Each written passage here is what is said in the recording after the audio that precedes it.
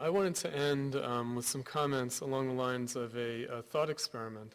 One thing that I would like to offer is a disenchantment of the notion of revolution. In other words, to say that maybe we need a revolution in order to make certain reforms durable.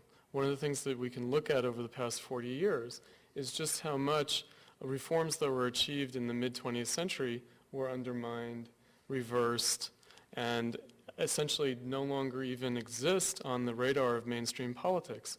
So that I would reverse the notion of reform and revolution and say, I think that Stephen, you mentioned earlier that sometimes you need to threaten revolution in order to get reforms. I think that sometimes you need a revolution just to secure certain reforms, and that we should look at it that way.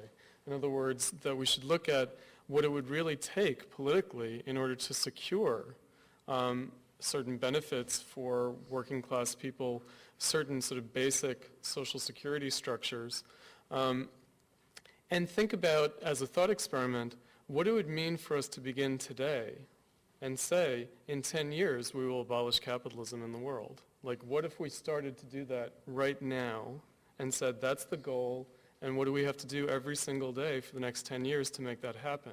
We have to start thinking in those terms. I think that habitually and unconsciously, we've essentially accepted that that's impossible, and so we don't really think that way. We think rather in terms of marginalization, in terms of what's out there, who are struggling, what forms of oppression exist, whereas in fact we should reverse it completely and say, what do we need to do starting right now to ensure that this generation is the last generation that has to experience capitalism?